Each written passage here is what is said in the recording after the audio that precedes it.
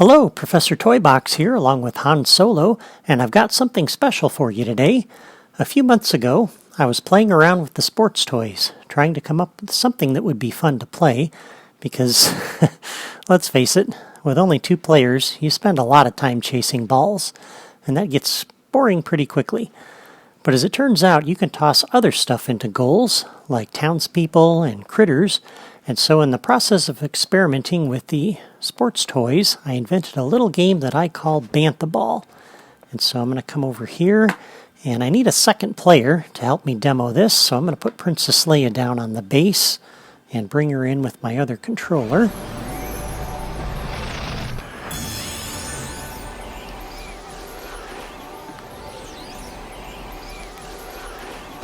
There we go.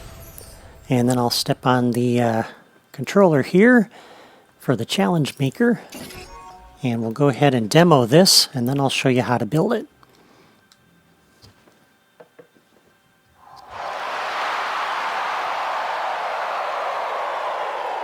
Okay, so that puts us in the arena, and then as the start of the game here, Bantha appears in the middle, so we can pick him up, and player 1 scores down here at the blue goal, and if you jump and shoot, that drop kicks the critter through there.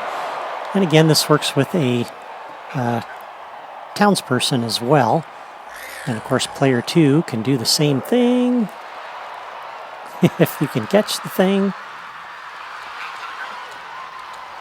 There we go. And they go to the other goal, which has a yellow arrow, and so that's how you can kind of tell the 2 apart. And then they can drop kick through there as well. And now if player 2 happens to have the Bantha, of course you can shoot them and try to stop them. You can also pick them up and then throw them, and that causes them to drop it, which you can then pick up and take and run away and use that to score. So I got the Bantha here. And another thing you can do as well is you can actually pick up the player and you can try to drop kick them through the through the goal post, and you can score with them as well. And when you do that, it doesn't know the difference between the 2, so now we've got 2 Banthas in here. Now it can really start to get crazy.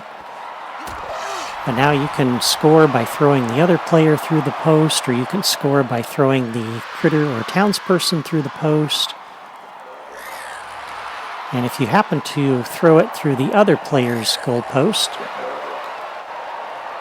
then they get the point. So you have to be careful which goal post you use. So that time player 2 would have got the point. And there we go. Princess Leia wins 4-1. I'll go ahead and exit out of that. So that's Bantha Ball, and as you can imagine, games can get pretty frantic and crazy. But anyway, now I'll show you how to build it. Okay, so I've already taken the liberty of putting down the activators that we're going to need to save a little bit of time. And so what we have here is a challenge maker, and I've got a boom box over here as well. We have a timer, a scoreboard, a friend generator, a blue team activator and an orange team activator, a logic gate, a time delayer, another logic gate, a randomizer, and then for the stadium, we have it set up with 2 stadium stands side by side with a turn, another stadium stand, another turn, 1 stadium stand, and a gate. Although you don't really need the gate, you could do 2 stadium stands there, but this let me get in and out of my arena, and then another turn. And I've got 2 goalposts set up over here. And I'm using a yellow arrow pointing to that one for 1 player, and another one over here pointing to that one for the other player. And so the idea is the arrow is telling you which goalpost each player needs to use to score. And the team activators are going to help us keep track of that. And so by putting player 1 on the blue team, that's the goal player 1 is going to use, and putting player 2 on the orange team, that's the goal player 2 is going to use in order to score. And I've also got 3 locators out here, one just off of each of the goalposts and one right in the dead center of the arena. And you can tell I've put a lot of objects here in the middle of the arena just to make it interesting. You don't necessarily need those, but I kind of thought that would give a little bit of a barrier for players to have to run around, especially chasing the Bantha. So makes things a little interesting. All right, so let's start with the challenge maker. And I'm going to come over to the logic menu for this and go under properties. And for the properties, we're going to leave that off. I'm going to leave that set to points, high to low, separate locations for the player to start. The current location's fine for ending, off, on. All of these are fine. For the challenge type, though, I'm going to set this to be starting on foot, just to make sure the players are on foot. And the challenge maker, of course, is going to be what controls the game. And there's a number of things that this is going to have to do, but the game itself is run by the challenge maker. What determines the end of the game is going to be the timer. And so on the timer, we'll come into the properties for that, and we're going to set the target time to be 1:20. That'll be 2 minutes, 120 seconds, 2 minutes. And you could set this to 2.5. We're going to use some music during the game, which you didn't hear during the video. But if you wanted to, you could set that to 150. And that would be long enough for the music. And then for the other 2 properties, I'm going to leave that one set to, let's see, how do we want to do this? We're going to count down from the target time. And so we're going to, we'll leave that. I'm going to leave this turned off initially. Yeah, so off and on. All right, and so for the timer then, on the challenge maker, we're going to do a new logic connection, and inputs or invites accepted. We're going to come over to the timer and show the timer on the display. And back to the challenge maker, a new logic connection. When the game is started, we'll go ahead and start the timer.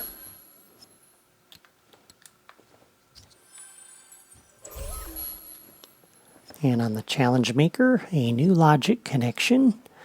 When the game is ended, whether the player aborted or whether the game actually finished, I want to make sure we use game ended, so both are covered by that. We're going to hide the timer, and that'll remove it from the display. And in case we want to play this multiple times on the challenge maker, we'll do a new logic connection.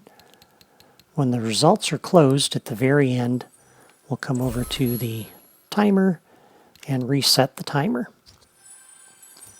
And on the timer, we'll do a new logic connection. When the timer is expired, we'll come to the challenge maker and complete the game. So that's it for the timer. So the different logic connections from the challenge maker will govern the timer, and when the timer expires, that ends the challenge. All right, next let's go to the scoreboard. And under the properties for the scoreboard, we're going to play to, let's put it at the maximum of 999. And so that way there's no limit really on the number of points that the players are allowed to score. And the rest of these are all fine.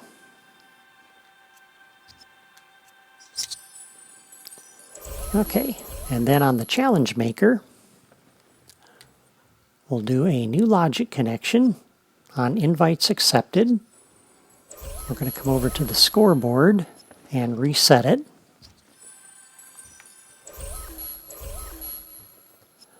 And on the challenge maker, a new logic connection. When the game is started, we'll go ahead and come over to the scoreboard and activate the scoreboard. And that will actually display it. And then on the challenge maker, a new logic connection. When the game is ended, come over to the scoreboard and we will remove it from the display. And the last thing we need is we're going to go ahead and link for the score results at the end. So we'll do a new score results connection. So when the game is over, we want to display the results from the scoreboard.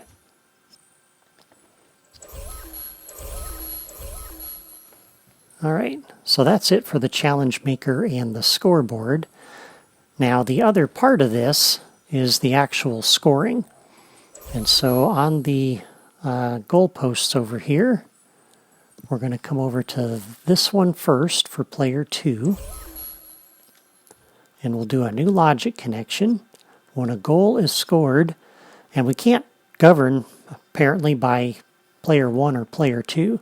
So whenever either player or any player throws a something through the goalpost,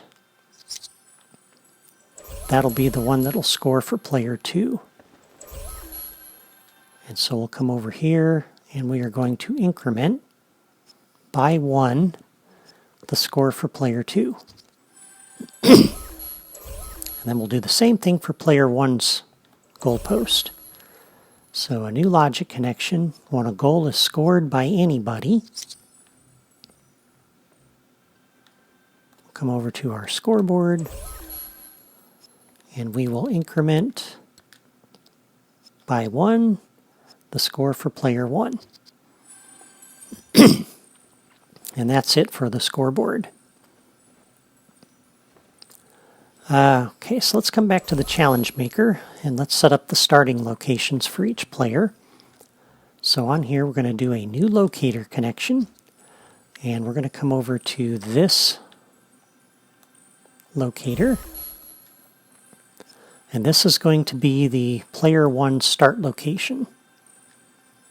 And again, player 1 is going to be going that way towards that scoreboard. And back to the challenge maker, a new locator connection. We're going to come over to this locator. And this will be player 2's starting location. Orange team playing in that direction toward that goal. All right, so that takes care of those locators. Next thing we're going to need is the ball, so to speak. And again, we're not using a ball, we're using a Bantha in my case. So we'll come over to the friend generator and we're going to do a new locator connection. And we want that critter to show up right here at this locator. And on the properties for the friend generator, I believe the default properties are all fine. So there's nothing to do there. Okay, so on the challenge maker, we're going to do a new logic connection. And we're going to do this when the game is started. And we'll come over to the friend generator. And I'm going down to the critters category. And I'm looking for the baby Bantha.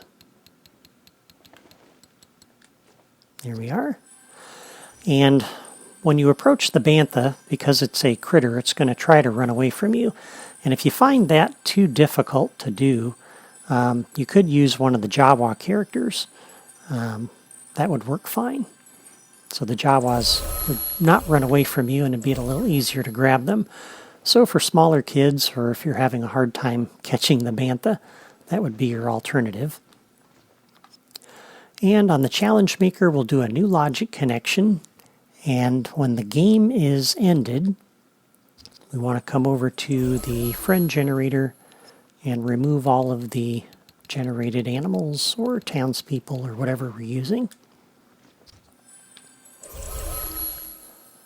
Okay, now back to the goalposts. On the properties for the goalpost, the scored object action is actually set to none, and what that means is you're going to toss the bantha through the goalpost and they're just going to end up on the other side of the goalpost. And to make it a little bit more fair, what we'll do is we'll set the property to defeat, and that will destroy the bantha. And we'll do that on both goalposts.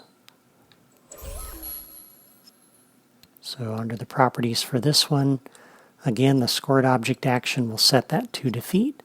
And what that means is we'll have to generate a new bantha in the middle of the stadium. And so that'll make it a little bit more fair. When one player scores, they're not right there next to the bantha that just scored. So we'll put a new one in the middle of the screen that both players can run for. And so what that means is on each of the goalposts, we're going to need to do a new logic connection. When the goal is scored by any, we'll come back up to the friend generator. And again, we'll come down to the critters. And we'll generate the baby bantha. And again, if you're not using the bantha, if you want to use the Jawas or something, then that's fine.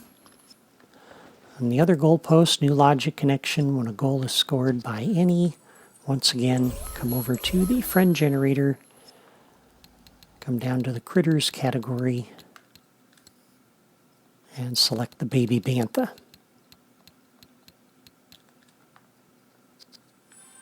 And that will replenish the banthas and put them in the center of the screen. And of course, if you toss a player through the goalpost, then the bantha won't actually have been deleted, and we'll end up with another bantha, but that's okay. That gets a little bit crazy then when you start tossing players through and you get multiple banthas in here to chase around, and that's all right. Okay, so that takes care of the banthas and the player start locations, the timer, and the scoreboard. And that is pretty much the entire game, but we're not quite done yet. We're going to add some finishing touches here. And so I've got, not quite done yet. One more thing, we need to connect up to those team activators. And so on the challenge maker, we'll do a new logic connection. And when invites are accepted, I'm going to come over to the blue team activator. And we're going to set player 1 to the blue team. And a new logic connection on the challenge maker on invites accepted. Come over to the orange activator, and we'll set player 2 to the orange team. And setting the players to that team puts that colored outline around them, and that just kind of helps the players with the arrows here, remembering which goalpost they need to score with. And that's really the only purpose for those team activators. And so what that means is then on the challenge maker at the end of the game, so when the game is ended, I want to come over to the blue team activator, and we're going to clear player 1 from the teams, and likewise, new logic connection when the game is ended, come to the orange team activator and clear player 2 from that team. Okay, and that's just a little finishing touch again. You don't really need the team activators, but I like them in conjunction with the arrows down there because that helps the players know which goalpost to use.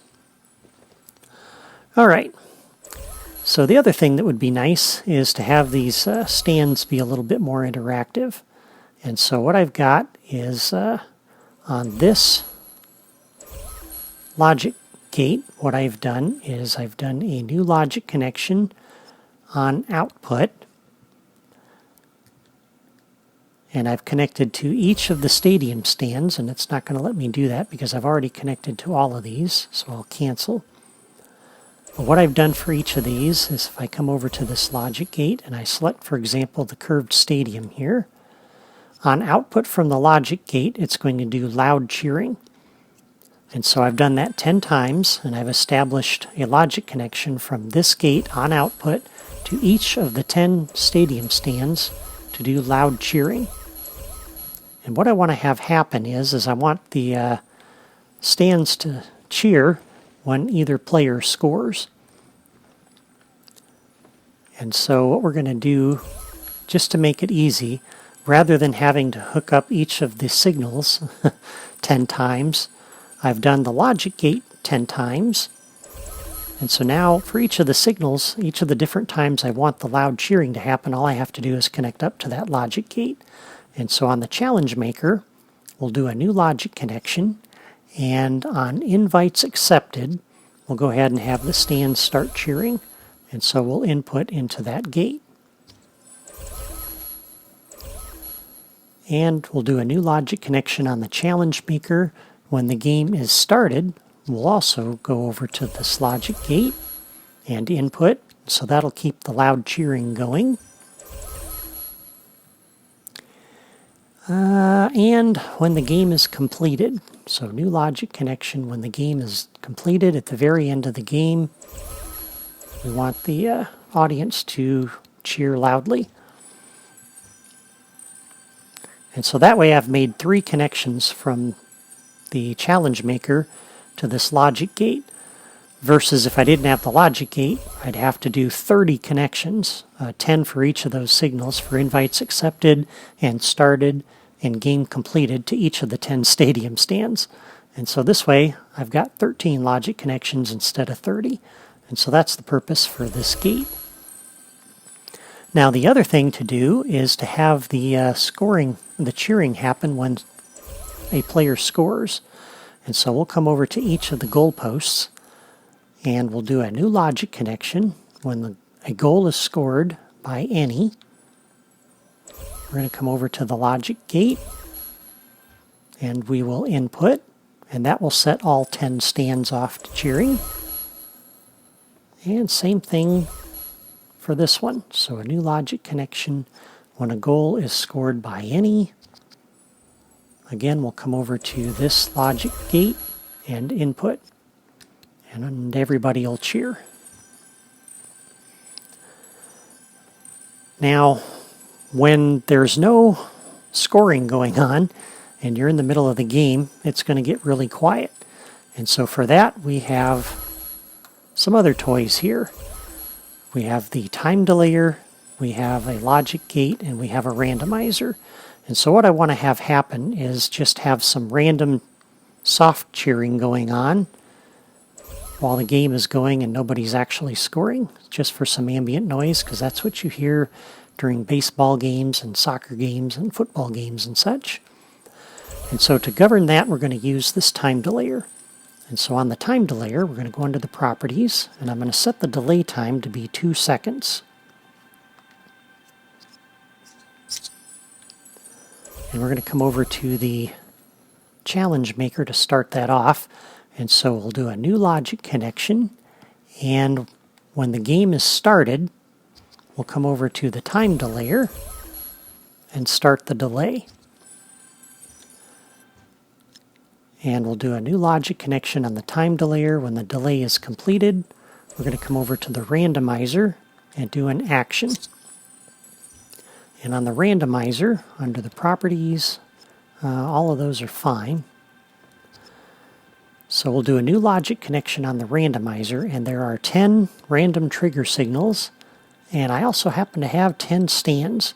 So on random trigger 1, we'll come over to this stadium stand, and I'm going to do cheering. And I find soft cheering's a little too soft, so we'll do regular cheering. And likewise on the randomizer, new logic connection on random trigger 2. We'll come over to this stand and we'll do some cheering. And we're going to do that for each of the 10 random trigger signals here. New logic connection, random trigger 3 would go to the next one, which would be this one. And so this would be 4, this would be 5, this would be 6, random trigger signal 7, 8, 9, and 10. And you'll do that same connection for each of those, a different random trigger signal to a different stand. And so the time delayer would go off, invoke the randomizer, and the randomizer will invoke one of those 10 stands to start cheering. And again, the cheering only lasts a little bit of time. And so what I want to have happen is on the time delayer, I'd like to do a new logic connection and do delay completed, have this turn around and trigger itself again, but I can't do that. And so instead we have this other logic gate sitting out here. And so I'm going to do an input to that. And then on this logic gate, we'll do a new logic connection on output, turn around and come back to the time delayer and start the delay again. So every 2 seconds, a random stadium stand is going to start doing a little bit of soft cheering. That'll add the ambient noise. Now once the game is done though, I want that cheering to stop. And right now there's nothing to break that cycle. And so we'll use the challenge maker for that. And so on the challenge maker we'll do a new logic connection. And on game ended, we'll come over to the logic gate and close that gate. And if we want to be able to play multiple games, then we also need to come to the challenge maker and do a new logic connection. When the game is started, come back over and open that gate back up.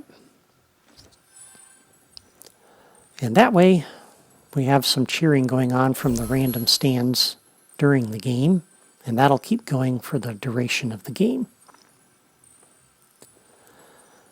All right, I've got the music turned off, and this is the last thing I'm going to address.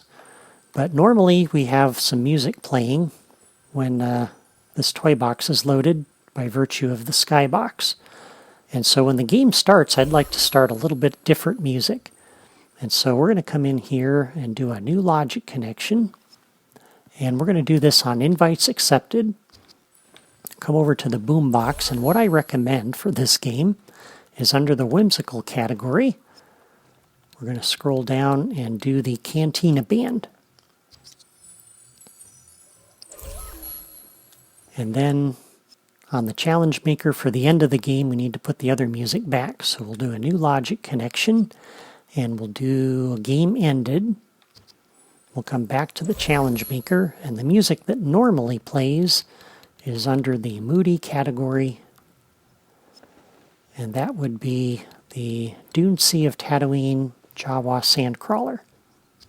That'll put the original music back. So when you play the Bantha Ball game, that'll kick off some hilarious music to kind of add to the fun. And it'll put the other music back at the end of the game. And so that should be everything. It's not too difficult to build, but it takes a little time, especially to hook up all of the stadium stands. It's worth it though. It's a fun game, and you can use any theme you want. It doesn't have to be Star Wars. Just change the setting and use a different townsperson or critter for your ball, and away you go. Next week, we'll get back to my Aladdin series, and I'll do the playthrough for the Cave of Wonders. You won't want to miss that, so be sure to subscribe to my channel or follow me on my blog if you haven't already done that. And for those of you who want to build this game on your own system, I've got some logic diagrams on my blog that will help you out. Thanks for watching, and I'll see you next time.